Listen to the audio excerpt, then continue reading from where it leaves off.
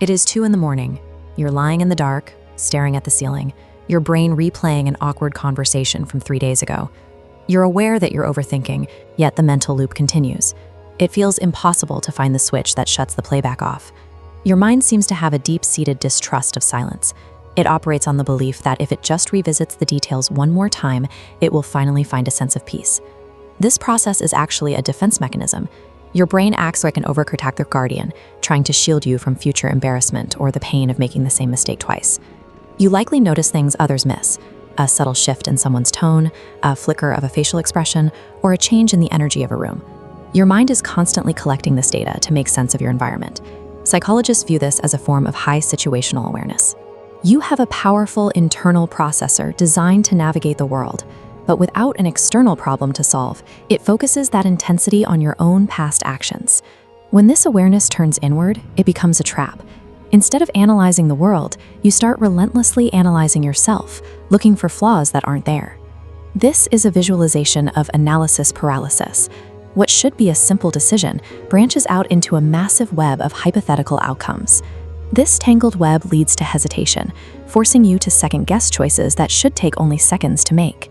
While you are physically in the room, your mind is stuck elsewhere, rehearsing a future that hasn't happened or reliving a past that cannot be changed.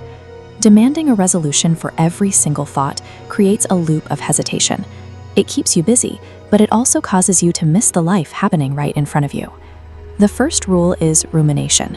It's a closed loop where the mind revisits the same thought over and over, hoping for a different result.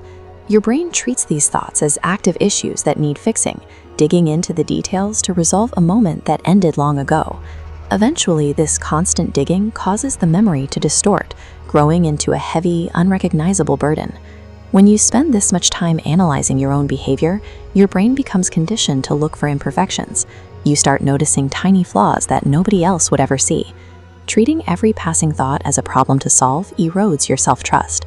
It turns a quick conversation into a version of yourself you barely recognize. This leads to our second rule, the safety of chaos. Why does the overthinking mind feel more comfortable in a state of worry than it does in a state of calm?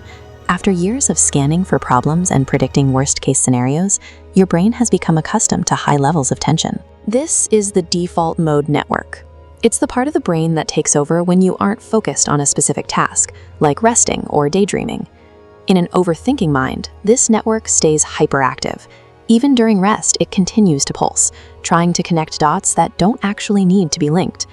You are overthinking because your mind has forgotten how to exist in silence. It creates its own noise because the quiet feels unfamiliar and uncomfortable. This constant noise eventually begins to rewire how you perceive the world around you. Rule 3 is the reality blur.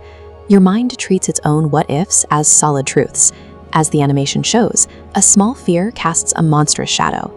Feeling prepared for disaster feels safer than sitting with uncertainty, so you end up reacting to the shadow rather than the reality. This explains why overthinking feels so heavy.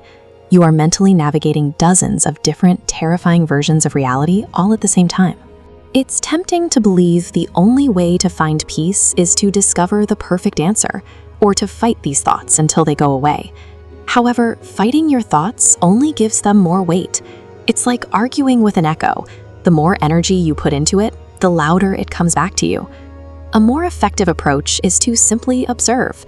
You can notice a thought without needing to respond to it, to analyze it, or to solve it. Letting a thought pass by feels like losing control at first, but choosing which thoughts are worth your attention is actually the first moment you gain real control over your mind. This creates space between you and your thoughts. Your mind begins to breathe, and you start realizing you can feel deeply without being controlled by every internal impulse. Peace comes from accepting that not everything needs to be solved. You can listen to the noise of your mind for a moment, and then simply let it pass, knowing that not every thought is a message.